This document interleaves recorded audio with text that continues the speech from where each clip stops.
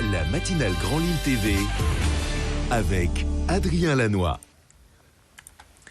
Bonjour à toutes et à tous et bienvenue sur Grand Lille TV, l'info qui avance avec vous en direct, en images en 7 minutes en ce jeudi 23 juin, tout juste 7h30. Très bon réveil à toutes et à tous. Voici d'abord les prévisions en météo du jour et un temps chaud, lourd prévu ce jeudi, et jusqu'à 28 degrés est annoncé cet après-midi et pas vraiment de quoi en profiter. Des averses orageuses sont annoncées dès la mi-journée durant toute l'après-midi. Le Nord, le Pas-de-Calais et toute la façade des côtes de la Manche sont d'ailleurs en vigilance orange pour cause d'orage et ce jusqu'à 18h au moins. On en reparle en détail avec les prévisions météo complètes après ce journal. La une de cette édition, d'abord ces images de fête avec les supporters irlandais hier à Lille. Vous les avez forcément vus en passant par le centre-ville. Plus de 30 000 fans en vert ont investi les terrasses lilloises depuis mardi soir. Les Irlandais ont mis une sacrée ambiance partout où ils sont passés, notamment place Philippe Lebon, rue Solferino sur la Grand Place et ensuite dans le métro, forcément pour se rendre au stade Pierre-Mauroy où avait lieu la rencontre Italie-Irlande. Un match gagné d'ailleurs 1-0 par les Irlandais, ce qui les qualifie pour les huitièmes de finale où ils affronteront justement la France dimanche à 15h à Lyon.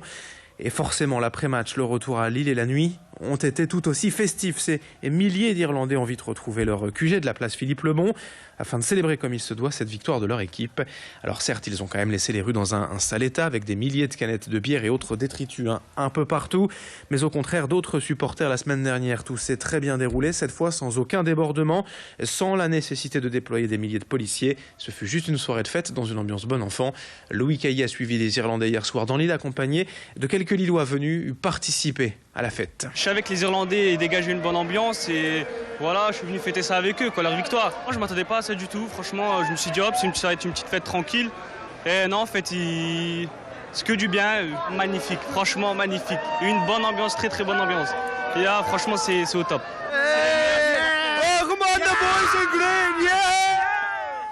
Franchement, c'est les meilleurs. Ah, on peut le voir ici, c'est les meilleurs. Shelong's on fire. Your defense is terrified. Shelong's on fire. Your defense is terrified.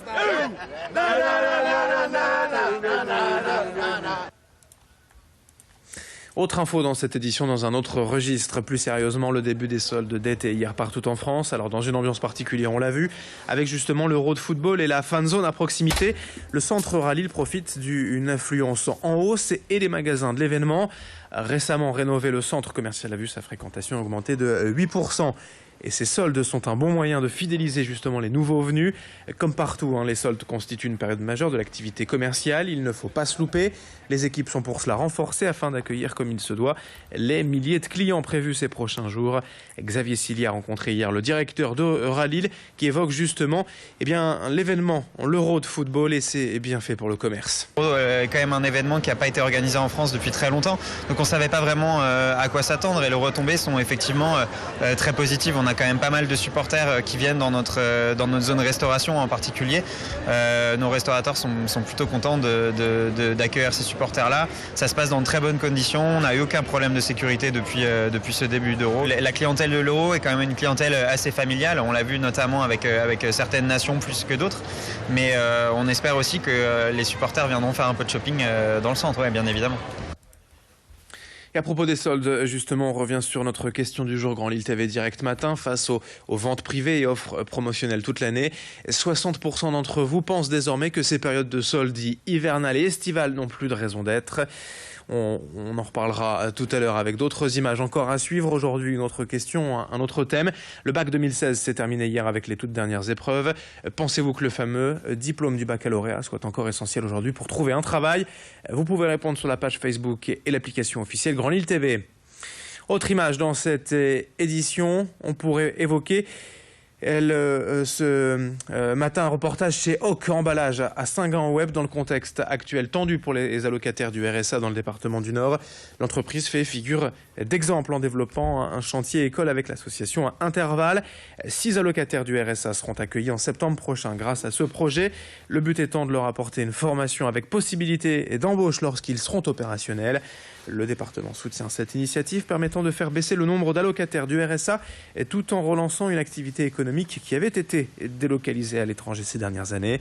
Idil Guenaille a suivi cette visite hier à Saint-Gand-Web et a notamment rencontré le vice-président du conseil départemental chargé de l'insertion. On écoute Olivier Hainaut. On exportait la matière première, c'est-à-dire c'était aberrant.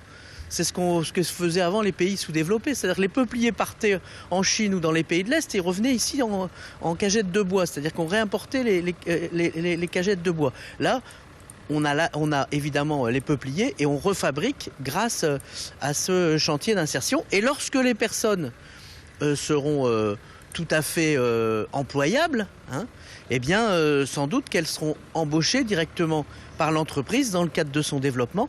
Et le chantier d'insertion reprendra 6 personnes nouvelles allocataires du RSA pour favoriser leur retour à l'emploi. Et puis pour terminer rapidement, quelques images d'une nouvelle pratique touristique venue des États-Unis et importée jusque Roubaix.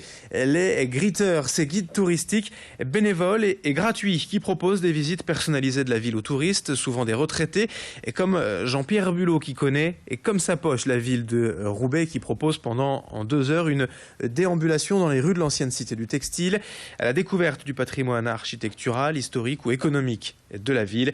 Il y a aujourd'hui des dizaines de greeters affiliés au comité départemental de tourisme du Nord. C'est une pratique en vogue. Idil Gunay nous la fera découvrir un peu plus en détail tout à l'heure à 7h45. Aujourd'hui, pour le moment, jeudi 23 juin, 7h36, les prévisions météo en direct, l'infotrafic en temps réel dans un instant.